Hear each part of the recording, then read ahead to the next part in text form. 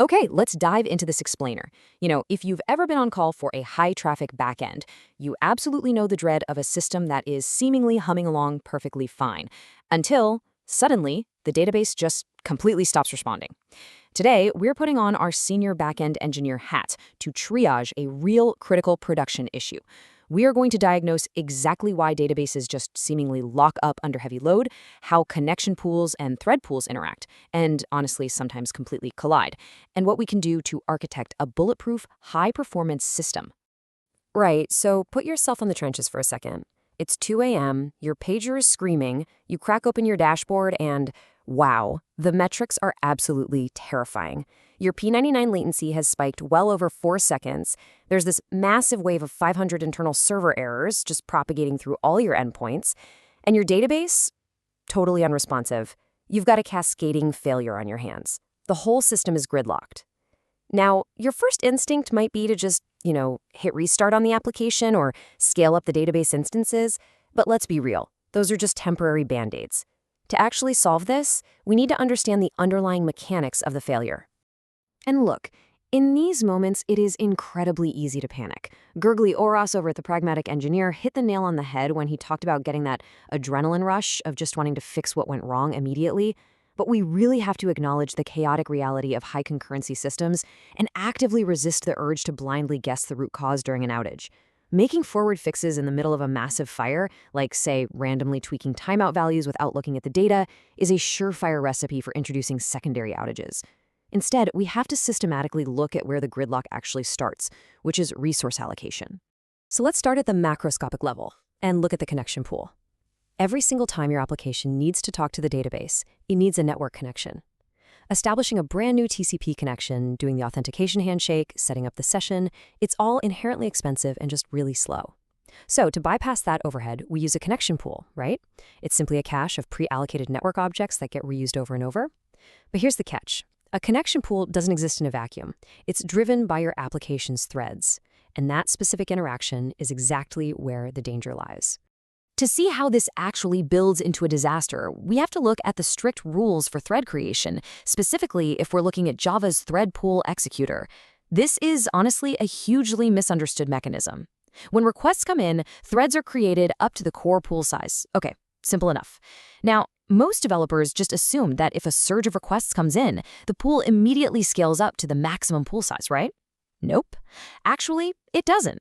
The rule is that new tasks are added to the queue first. Only when that queue is literally filled to the brim does the pool create new threads up to the max pool size. And if that maximum is reached, well, then it finally rejects the task. Keep this exact sequence in the back of your mind because it's a silent killer of backend systems. When you look at how this plays out under severe load, it's wild. The inflow of tasks outpaces your processing capacity, and that task queue just starts filling up rapidly.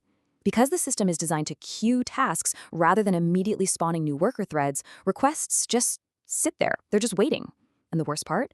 By the time a thread finally picks up the request, the user has already experienced a massive delay. Or worse, the client has completely timed out and abandoned the request, but your server is over here still faithfully burning CPU cycles processing it.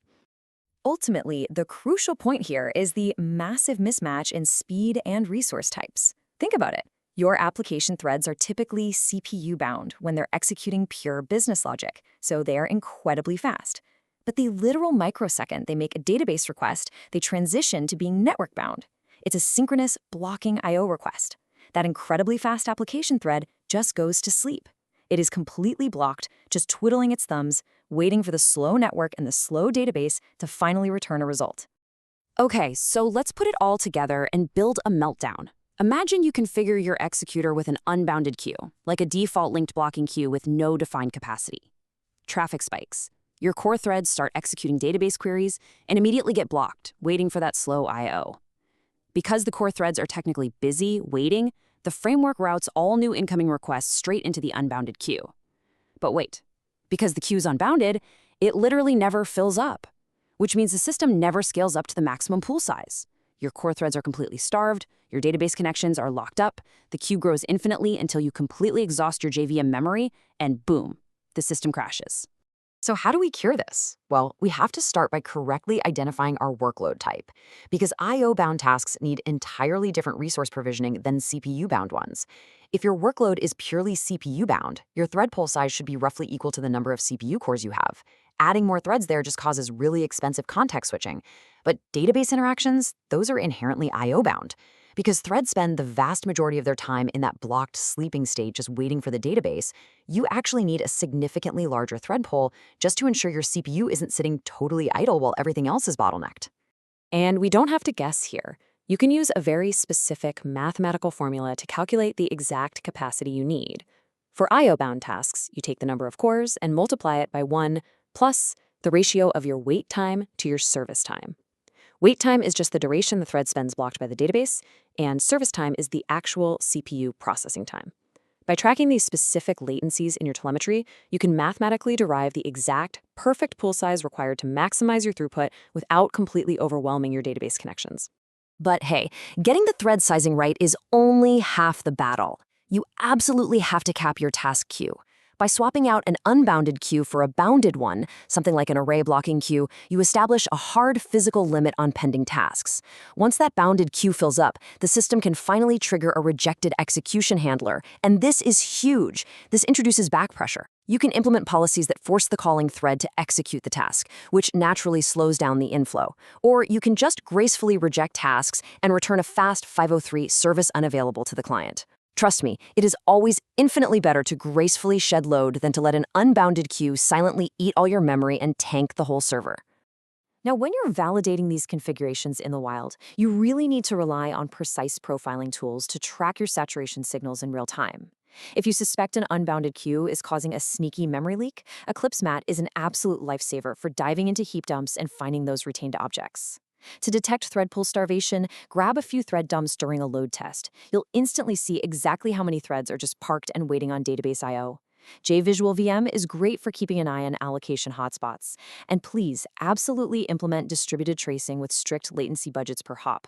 Measure at the P95 and P99 percentiles so those extreme systemic outliers don't just hide inside your averages. Ultimately, isolating these resources is how you truly rescue a failing backend. As highlighted in Jobber Performance Tuning Guides, moving your blocking database interactions over to dedicated worker threads and adopting asynchronous execution is an absolute game changer. By keeping your lightning-fast CPU-bound application event loops strictly separated from your slow blocking database thread pools, you guarantee that one single slow database query doesn't track down the entire application. This strict separation of concerns is exactly what allows massive, high-scale systems to consistently hit their 99th percentile latency SLOs. So I'll leave you with this. Take a really hard look at your own architecture today. Dive into your thread pool configurations and double-check those database driver settings. Ask yourself, is an unbounded queue silently hiding a massive database bottleneck in your system right now? Are your core threads just quietly starving, waiting for the perfect traffic spike to trigger your next 2 a.m. pager alert? Go audit your queues, calculate your optimal pool sizes with that formula, and establish strict back pressure. Because that's how you engineer a system that bends but never breaks. Thanks for diving into this explainer with me.